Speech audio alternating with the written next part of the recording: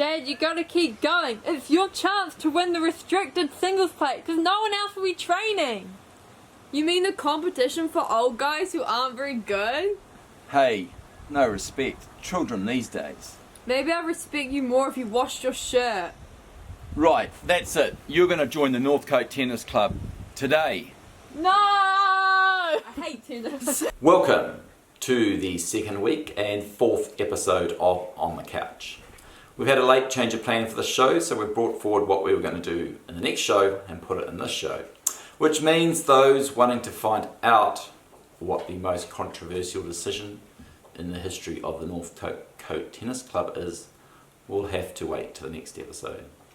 However, on this show we have Dan Bidwar, our local MP. We also have a very important episode of On the Couch. Now just remember, if you want to get a few extra bits that we do from time to time, follow us on Facebook and the extra stuff will be on there. So here we go, here is Dan Bidwar.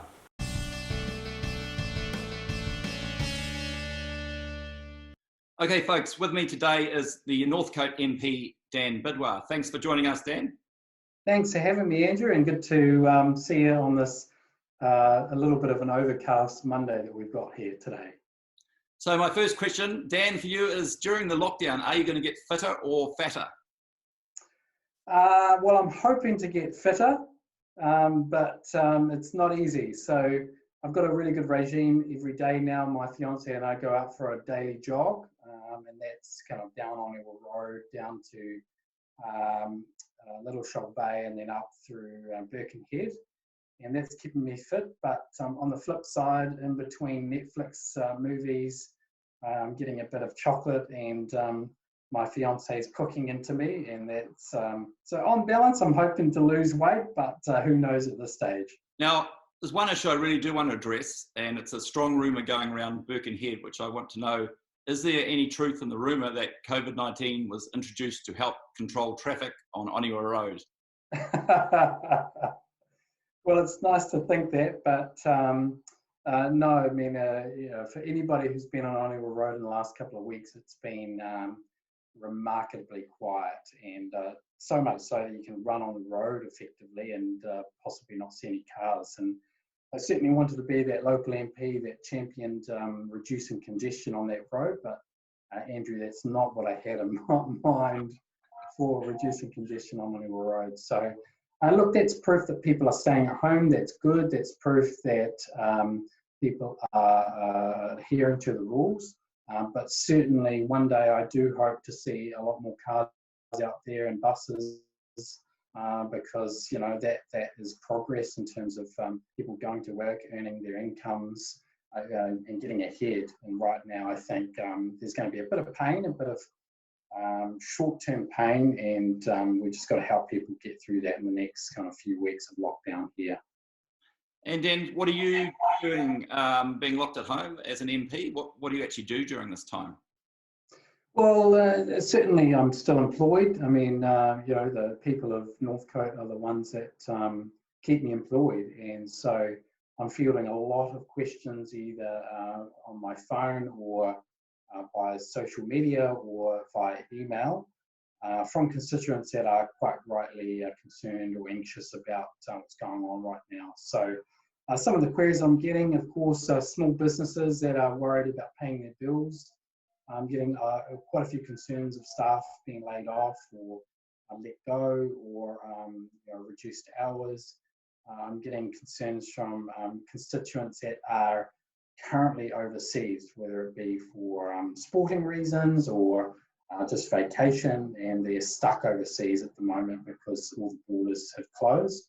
So it's, you know, working with the Ministry of Foreign Affairs and Trade to help get them home to New Zealand.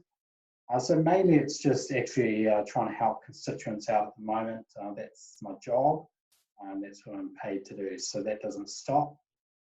Certainly from a personal perspective, I've got my fiance here, so I'm trying to spend as much time supporting her. She's just been made redundant, so we're certainly supporting each other through that.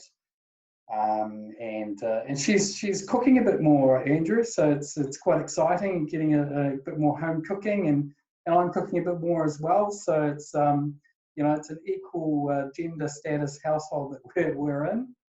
So that's good, and plus I'm reading a bit as well. So look, it's just a little bit of an uncertain time for many, and you've got to try and adapt as quickly as possible and make the most of it, because we don't actually get a lot of time when we're home and just bound to those that we live with. So it's actually quite nice to just spend time with others, and also focus on the simple things in life, whether it be going for a walk around your neighbourhood or just appreciating living and breathing at this time.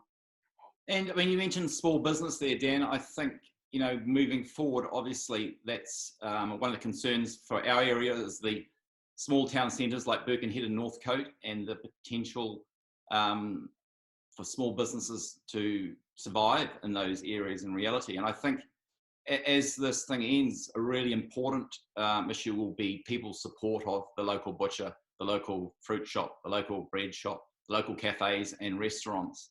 And particularly in that first month after trading, it's going to be absolutely vital that they get a lot of support, because cash flow during that first month will be the key to those businesses surviving.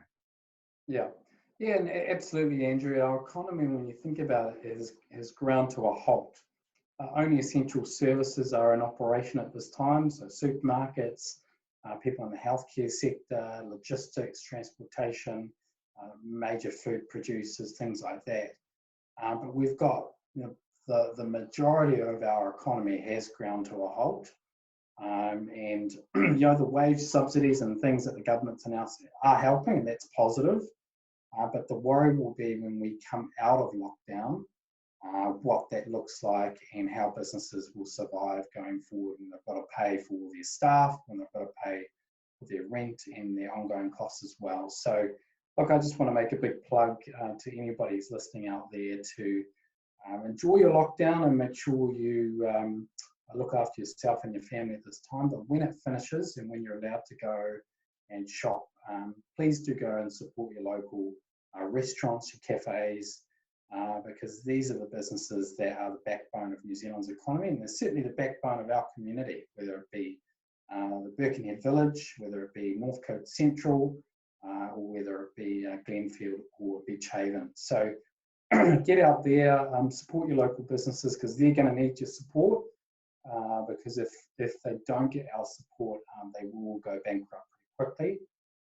And I think we can all do our own bit, and certainly love to support the local businesses up there. So you'll see me out and about at the local restaurants and cafes, and just trying to support businesses through this time. And I think together we'll get through this, and together we'll prosper once again. Okay, cool. Thanks for that, Dan. I think the only local businesses, which we've got plenty of in Birkenhead, will be hairdressers. They will have plenty of business for the first few weeks. I know a lot of ladies are lining up for their hair colouring as soon as the lockdown's over. Yes, absolutely. And I must say, it's funny you mentioned that, Andrew, because just yesterday, my fiance cut my hair, and she's in no way qualified to be a hairdresser, but did I thought was a pretty good job. But I'll be looking forward to going into the local barber up in Birkenhead and getting a bit more of a professional cut done once this is all over. The light's not that great, Dan, so I can't make a judgment on that. So that's probably a safe way to be, and that's how we'll end it. So thanks for your time today, Dan. Hey, thanks, Andrew, and thanks for all the work that you do looking after the Northcote Tennis Club. It's a great community organisation down there, and one that Courtney, my fiance, and I hope to be a part of in the future. So thanks for all the good work you're doing. If you're a member of the club and you're listening to this, look, I hope to see you there. I know it's probably frustrating not being able to go to a local tennis club and have a game when it probably seems okay from the outset, but we're taking all the precautions we can to make sure we defeat this virus together, and hopefully we'll see you back on the courts very shortly. Okay, cheers, Dan. Right, if I've achieved nothing else out of doing this, at least I may have secured us another couple of members. Anyway, let's move on to On the Couch, where we discuss the big issue of the day.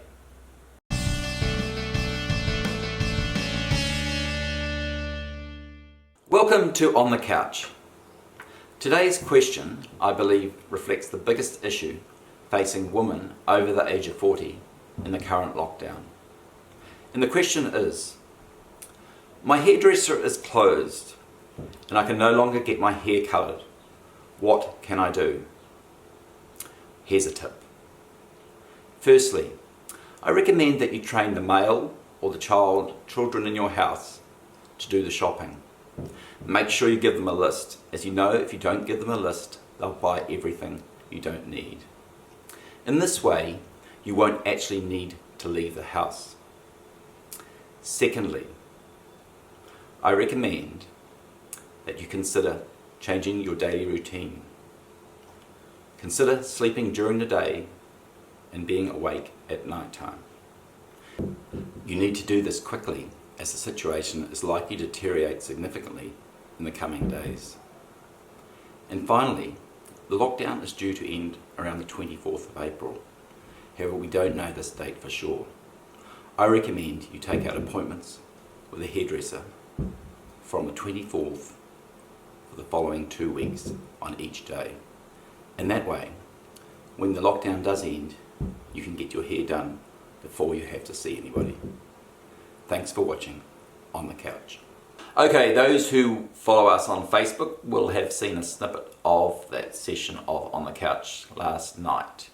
And I have received a lot of immediate feedback, and here is some examples. My girlfriends and I were in a group call last night discussing this. We all landed on wearing hats. So there is another good idea that may solve your solution, ladies. You've read my mind. I texted my hairdresser a couple of weeks ago to say book me in as soon as the lockdown is lifted. I hope to be first up. There's a very onto it member. Excellent tip, Andrew. I'm calling tomorrow to reschedule. Another 2 weeks is not going to be pretty. I need to be straight in. And finally, the lockdown has so many unexpected benefits. Who knew I'd be looking to you for advice on my beauty regime? Well, when I think of it like that, yeah, it's not good. Maybe you should be looking elsewhere. Okay, that's about it for this episode of On the Baseline. For the good Catholics out there who want a little bit of fish for Easter, I will deliver around the local area Wednesday and Thursday this week if anybody is after some fresh fish. I'll put a little form on the Facebook page so you can order from there or send me an email. So we will have on the next show Lauren and Paul Willie. So we look forward to seeing you then in what promises to be a very exciting episode. So until next time, be safe and stay at home. Cheers.